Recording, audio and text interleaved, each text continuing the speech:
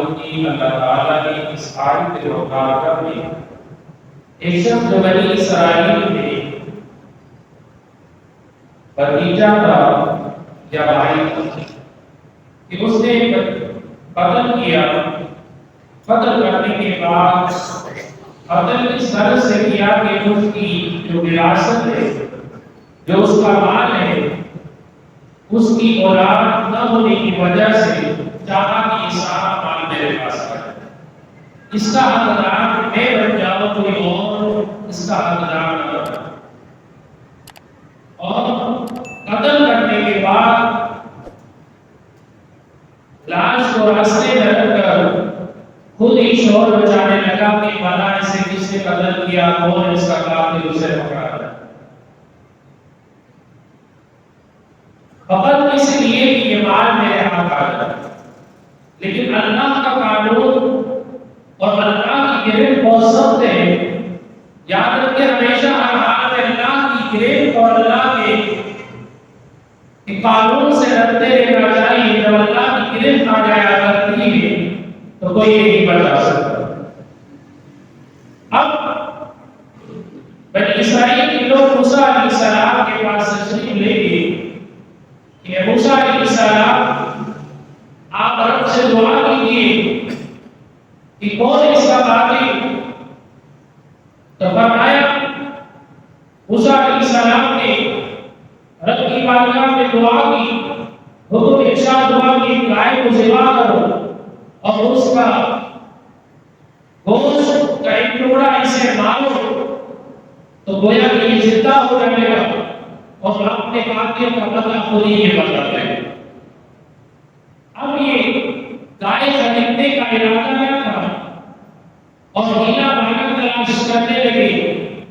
اور ادھر ایک فرمانبر، ایک نیکوکار شخص جو کہ بے انتہا نیکوکار تھا اور اس کی بارگاہ میں فرشتہ آ کر کہنے لگا کہ کیا بلا اس گائے کو تو بیچنا چاہتے ہو؟ تو کہا کہ میں بیچنا چاہتا ہوں لیکن والدہ کی اجازت کے ساتھ. کہا والدہ کی اجازت کو شامل حال نہ کرو اور جو قیمت کہو گے وہ تمہیں دے دی جائے گی. کہا کہ نہیں، والدہ کی اجازت کے بغیر نہیں.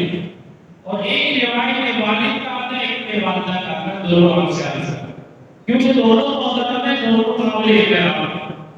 تو فرمایا گیا اس کے بعد پھر یہ دوسرے روز آیا، کہا کہ والدہ کی اجازت کے بغیر اتنی قیمت بڑھا کر تمہیں دے دی جائے گی، بلا اسے بیچ دو.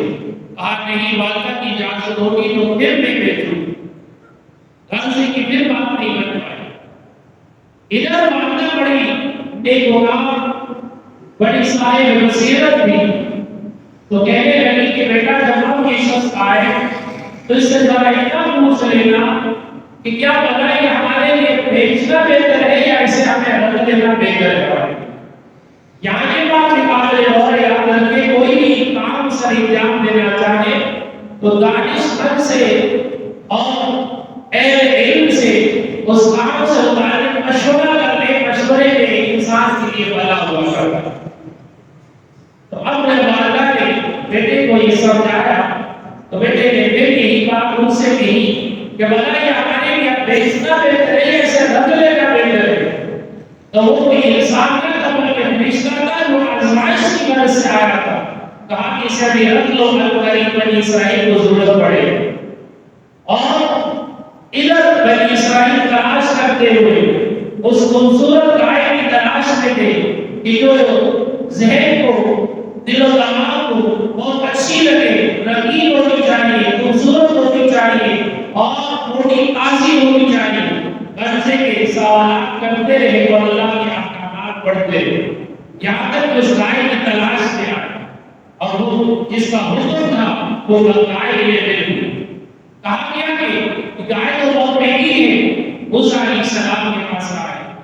کہا موسیٰ علیہ السلام نے اگر سے مہنگی ہے، سوالات آپ نے زیادہ کیے، جتنے سوالات کے اس قدر پر ہے اور وہ یوں بڑھتی چلی، سوالات نہ کرتے اور گائے کو ذبح کر لیتے تو تمہارے لیے کافی تھا، لیکن اب اس میں کی تحریر گائے کو ہوتے طریقہ ہو کہا کہ کس طرح کہا کہ اس گائے کے جو کھال ہے اس کھال میں سونا بھر کر اس کے ہم وزن گویا کہ اس گائے کو خریدا ہو۔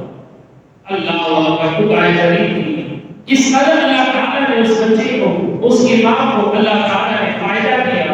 اس گائے کو ذبح کرنے کے بعد جب اسے قاتل کو جو قتل ہوا تھا اسے گوشت کا ٹکڑا جب مارا گیا وہ زندہ ہو گیا اوپر سے۔ زندہ ہونے کے بعد موسیٰ علیہ السلام نے کس سے اسے قتل کیا ہے؟ اب اس نے بتا دیا کہ بھتیجا تھا یا بھائی تھا، اس نے مجھے قتل کیا۔ اب یہ بات کہنے کے بعد دوبارہ انتقال کر دیا، دنیا سے پردہ کر دیا۔ اب یہاں حکمت ظاہر ہو گئی ہے، اللہ تعالیٰ چاہتا تو خود ہی واضح کر دیتا۔ سبب کیا ہے؟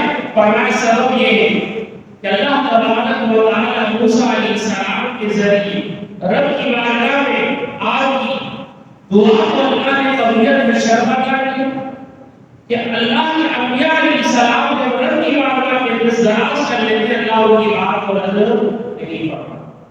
دوسرا فرمایا موسیٰ علیہ السلام چاہتے لوگ دعا کرتے اللہ تو اس شخص کو زندہ کرتے اور یا اپنے قاتل بنا دیتے، چاہتے تو ایسا نہیں ہو سکتا تھا، لیکن ادھر اسے اللہ تبارک و تعالیٰ نے حکمت یہ دی، اس غریب کی، اس بچے کی، اس کی ماں کی جو ضروریات تھی، اللہ تعالیٰ نے ایک بنی اسرائیل کے روٹے پیسے کے ذریعے ان کی ضرورت کو پورا کر دیا۔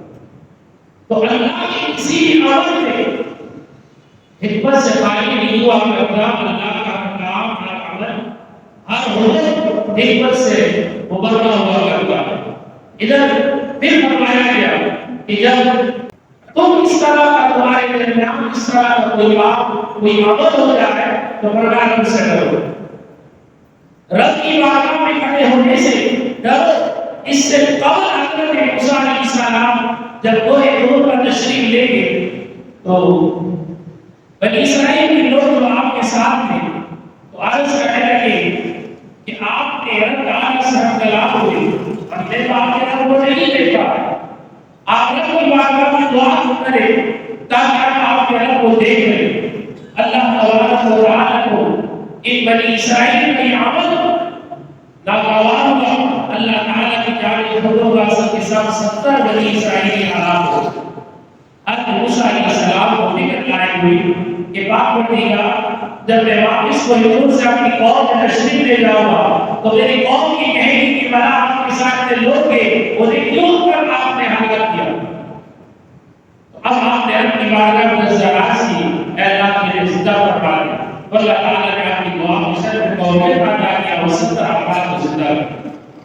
تو فرمایا کہ اللہ تعالیٰ آپ کی دعا کے بدولت وہ 70 کو زندہ کر سکتا ہے تو یہ بھی زندہ فرما سکتا ہے۔ تو فرمایا حکمت کیا تھی؟ حکمت یہ تھی کہ اصل قاتل کا واضح کرنا کہ کون ہے اس کا قاتل، تو اس لیے کوئی بھی کام سر انجام دے تو رب تعالیٰ کی بارگاہ سے ڈرتے ہوئے وہ غلط کام ہر صورت سر انجام نہ دے۔ ہاں آج دنیا میں آپ چھوٹ جائیں گے، آج بچ نکلیں گے، آج آپ کے عیبوں پر رب نے پردہ کیا ہوا ہے، لیکن کل قیامت کے روز یہ عیب واضح ہو جائیں گے نا۔